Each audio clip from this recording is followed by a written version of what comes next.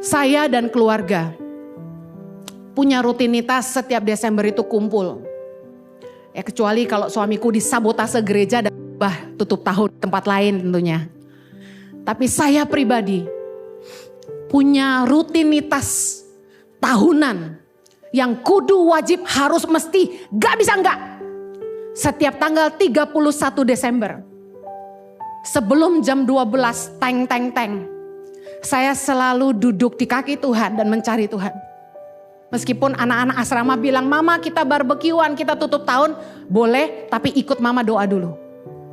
Kami berdoa sungguh-sungguh cari Tuhan.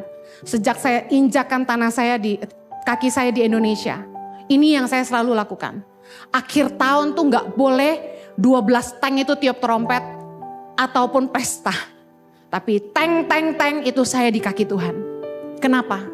Mungkin orang akan bilang gini, Bu Heni terlalu mensakralkan. Enggak. Karena bagi saya tuntunan Tuhan untuk tahun berikutnya terlalu penting. Saya duduk di kaki Tuhan setiap akhir tahun dan tidak mau pesta. Setelah doa boleh makan-makan, boleh barbeque, boleh kembang apian. Tapi dengar Tuhan itu wajib. Kalau hari ini Bapak Ibu lihat tangan pengharapan ada. Menjangkau mungkin sudah 10.000 anak-anak Indonesia di seluruh pedalaman Indonesia. Dan kami bisa punya anak-anak sekolah berasrama di Jakarta. Dan sekarang program sekolah berasrama sudah jalan 8 yang dibangun. Dan masih progres yang ke-8 di Biak. Sumba juga on progress hampir selesai. Semua itu tidak didapat dari Bim Salabim, Alda Kadabra. Kita harus ngandalin Tuhan. Dan saya minta pimpinan Tuhan. Saya selalu tanya Tuhan, apa yang Tuhan mau saya kerjakan untuk tahun depan di tangan pengharapan? Tuhan mau kami kerjakan apa? Tuhan mau bawa kami kemana? Saya pernah cerita di khotbah saya yang lain. Bahwa Tuhan taruh di hati saya untuk berhenti khotbah keliling. Mulai dedikasi waktu saya untuk YouTube. Yang notabene saya tidak dikenal sama sekali. Pendeta kecil. Tapi Tuhan ketika melihat ketaatan. Dan kalau Tuhan yang suruh, Tuhan sertai. Banyak orang yang bilang dia buat ini dan itu. Tapi dia struggling di situ. Maaf. Maksa buka restoran tapi sepi.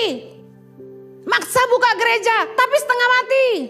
Maksa buka bisnis gak rugi. Pernah ngalamin itu? Kita penting banget minta penyertaan Tuhan. Bukan apa yang terbaik menurut kita. Tapi apa yang Tuhan mau buat kita. Karena saya pegang ini. Kalau visi itu datang dari Tuhan. Dia akan menyertai. Dia akan sediakan.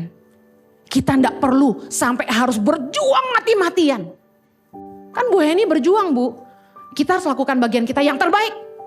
Tapi kalau itu dari Tuhan, penyertaannya luar biasa bagi kita. Amen.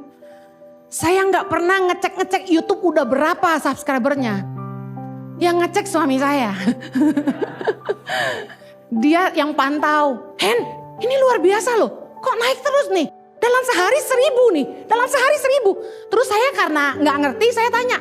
Emang kalau sehari naik 1.000 itu gak biasa? Ya gak biasa lah dia bilang. Greget mereka sama saya. Kok sayanya nyantai aja. Tapi saya kasih tahu. Saya kan gak tahu apa-apa. Saya mana tahu pandemi akan datang. Tapi Oktober 2019 saya bulatkan tekad saya untuk bilang sama suami saya yang terganteng sedunia ini. Sayang, aku akan berhenti khotbah mulai Oktober 2021. Dia langsung naik alisnya. Kenapa? Kamu mau buat apa? Maksudnya dia udah pikir saya mau meninggalkan panggilan Tuhan gitu kan. Aku mau bangun cyber church. Waktu itu gak ada kata online Bapak Ibu. Lalu Tuhan betul-betul sertai dan hari ini jadi. Dan dari online pindah ke sini. Kemuliaan bagi Tuhan. Haleluya. Kalau penyertaan Tuhan sangat penting. Saya yakin kita akan mengedepankan hadirat Tuhan di ibadah kita.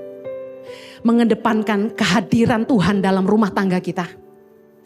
Dan petunjuk pimpinan Tuhan buat masa depan kita. Menjadi sesuatu yang sangat penting.